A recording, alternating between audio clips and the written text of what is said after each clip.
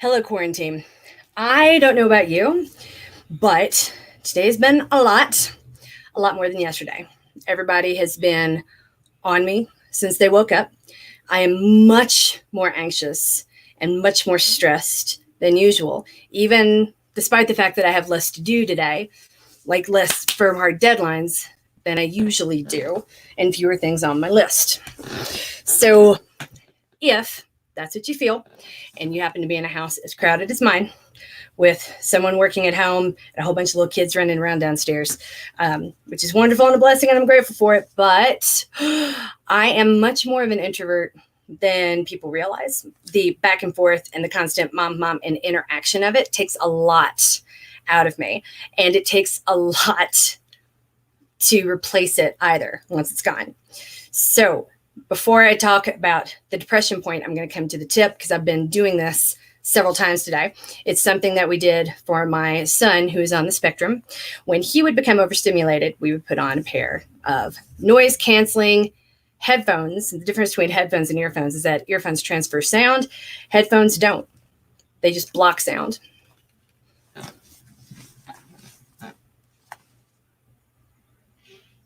And it's kind of amazing. You can get them on Amazon. You can get these absolutely anywhere. You can get them. I think we got our first pair at Target. So at Target or a big box store is going to have something like this, or just order them on Amazon. But it's a big help when you're in a loud place and you can't leave easily, or you can't find a quiet space easily. Then what you can do is take a little bit of control by blacking out the sound. I do it either by sitting here in my nest and staring out the window. Sometimes I do it sitting in the bathtub with no water in the tub. I just get in the tub because that's one of the only doors in our house where the lock actually works for good reason. We've been locked in all kinds of places with little kids who couldn't figure out how to get us out. And I've been known to do this on my back porch too. I strongly advise everyone not to use these while in motion. Please don't use them on a walk. It's not a great time to be doing that. You don't want to accidentally bump into someone. You need to be aware-ish of what's going on around you. And you can get in your own head and stay there and get in your feelings and stay there without needing to block out all the sound while you're out on the street moving. But when you're in a place, sitting still, just looking for a calm, quiet moment, you can create one by just blocking it all out. I even have a sleep mask I'll put on sometimes too when I just need to go hide literally in that corner over there. So that is worth thinking about if you find yourself overwhelmed. And this is a situation where even if you've never been overstimulated before or don't really recognize what that is, it's more likely to happen now that you're in one space all the time. When you get there, stop, recognize it. That's when you're bursting and you want to yell and you're snapping at the people around you. What you really need to be able to get on top of that again, it's not a character flaw, but what you need to be able to come back into it is a moment of true quiet and silence. And it's easy to create that. Take a deep breath and walk away. That's where meditation tends to go wrong. If you haven't spent a lot of time doing it without physically blocking out the sound, then you're just going to get lost with the thoughts in your head, or your stress will be compounded by what you're actively trying to block out, if that makes any sort of sense. So attempts to meditate can fail. It took me a really long time to learn how to do it. And I hate the way that most people describe it because they make it sound like it's so easy, and it's really, really not. For me, learning how to do it involved putting on something similar to block out all sound and noise and just really get inner. And then once I became familiar with what that felt like, I didn't really need that stuff anymore. So the second point I want to talk about today, because this is supposed to be a week where we sort of evaluate that line as this continues and the pressure starts to rise, and this becomes week 3 or effectively 4 for a lot of people of what I don't like saying the new normal, because this is not the new normal. This is a prolonged period of disruption. Later, we'll be discovering the new normal, but right now we're still disrupted. There's a big difference between what's the point and I don't have to do this. What's the point? The perspective and the attitude there is truly a thought a line of logic that mimics depression. And I'm not saying that it's bad. I'm saying it's something to be cognizant of. It's something to be aware of. Like for me, I'm still wearing my run clothes from this morning. I didn't get to go on my run. It's been one of those mornings. Maybe I will this afternoon, but I've still got a sunburn from the other day.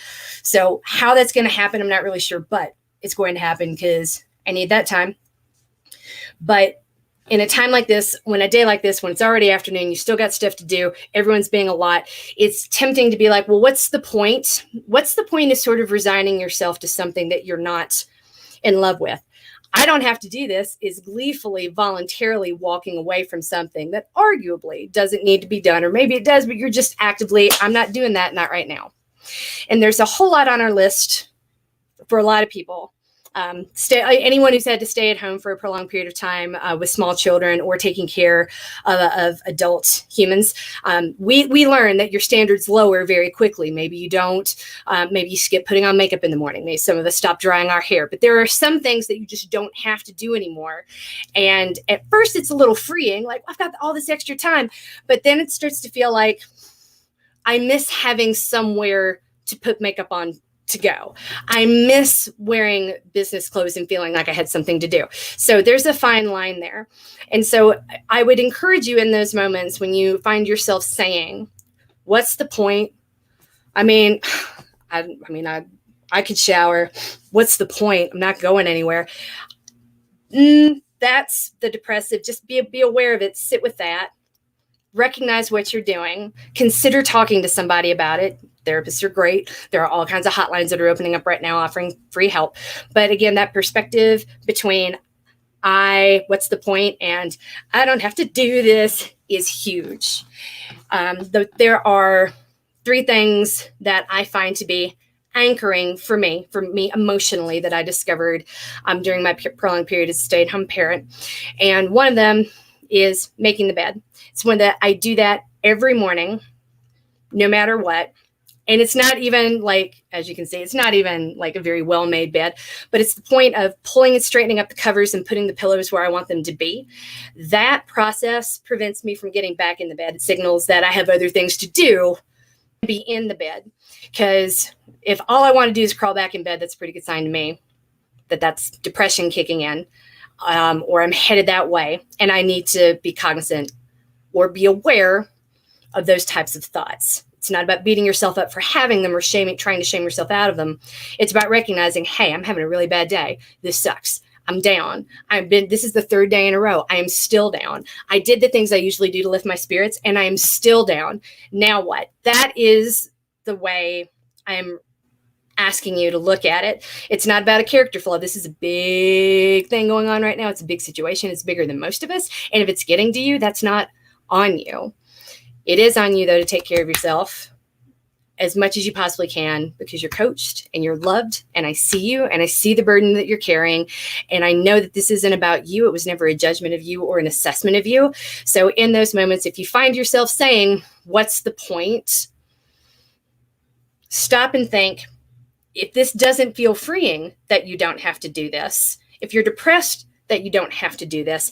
That's okay. Acknowledge it, grieve, mourn, have that feeling, stay there, acknowledge it, but be careful about, if you have that feeling, I would say more than 2 days in a row, or about more than 3 things in one day, that's a pretty good signal. For me, that's the trigger where I'm like, okay, that's number 3. I'm calling my therapist. I'm texting my therapist. I am putting another meeting on the calendar, because there's a lot of emotional labor. And I'll end on this. As a mom, as a female, as a partner, as a spouse, there is a lot of emotional labor, a lot of which is unseen and unacknowledged, that goes into my role. And much more so, I'm a lot more open about it as a coach, because we're never really talking about the running. And that's okay. I don't mind it, but it is a lot of emotional labor. That's one of the reasons why when I started down this coaching journey, I was so quick to increase the number of therapy appointments that I was having and increase the awareness I had, because I'm an empath and other people's feelings, they rub off on me in a big way. And all of a sudden I feel responsible for things that aren't my own. So it's easy to do that too. If this is your household and you love the people in it, you are not responsible specifically for their emotional state all the time. At the same time, you're responsible. The outcome impacts you. And you love these people, so you want to do the best you can.